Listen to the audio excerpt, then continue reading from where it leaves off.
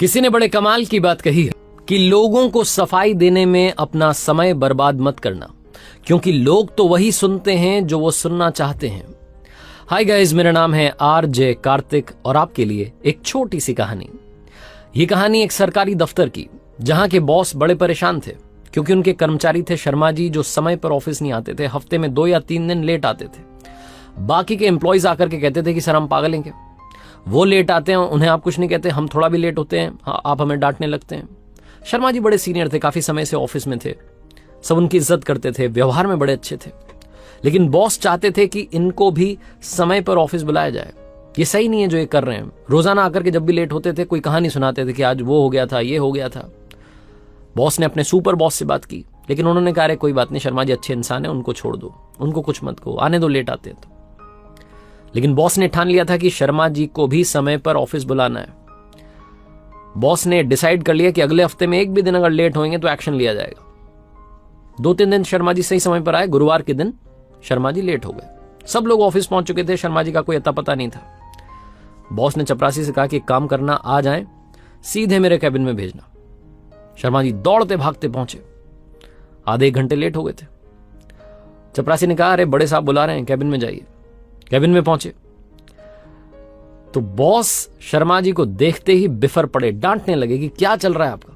मुझे मालूम है आप अभी जरूर कोई ना कोई परोपकार की कहानी सुनाओगे, समाज सेवा की, ये हो गया था, वो हो गया था, उसकी मदद करी, इसकी मदद करी, और क्या फर्क पड़ रहा है आपकी इन समाज सेवा की बातों से। आप यहां ऑफिस में टाइम पर आइए, अभी आप घर जाइए, छुट्टी की एप्लीकेशन दीजिए 3 दिन की, अगले हफ्ते सोमवार को आना।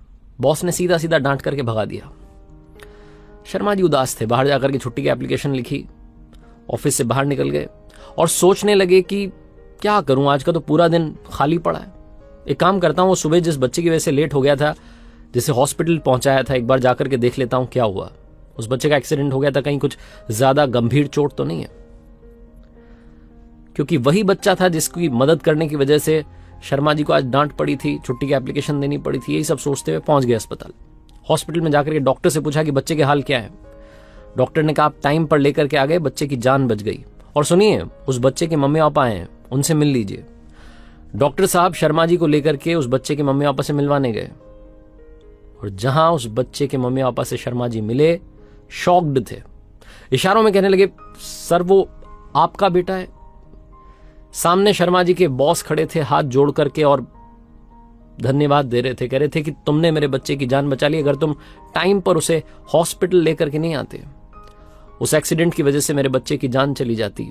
और बस शर्मा जी एक ही बात कहूंगा, फर्क तो पड़ता है, आपकी समाज सेवा से बहुत फर्क पड़ता है। छोटी सी कहानी है, लेकिन हम सब के लिए बहुत बड़ा मैसेज देती है। कई बार हमारे सामने भी ऐसी घटनाएं होती हैं, हम सोचते हैं क्या फर्क पड़ रहा है, चलो ना चलते। मदद करते चलिए, क्योंकि फर्क पड़ता है, और हम सब लोगों को मिलकर के इस दुनिया को एक अच्छी दुनिया बनाना है। इसलिए हमेशा ध्यान रखिएगा, किसी की भी मदद करें, किसी के लिए भी मुस्कान बांटें, फर्क तो पड़ता है। आरजे कार्तिक बस यही कहेगा, दुआएं कमाते चलिए, और इन्हीं दुआओं के साथ कर दिखाओ कुछ ऐसा कि दुनिया करना चाहे आपके जैसा। याद रखिए, हर सोमवार सुबह 9:30 बजे फेसबुक, यूट्यूब, इंस्टाग्राम पर मेरे साथ देखिए एक नई कहानी।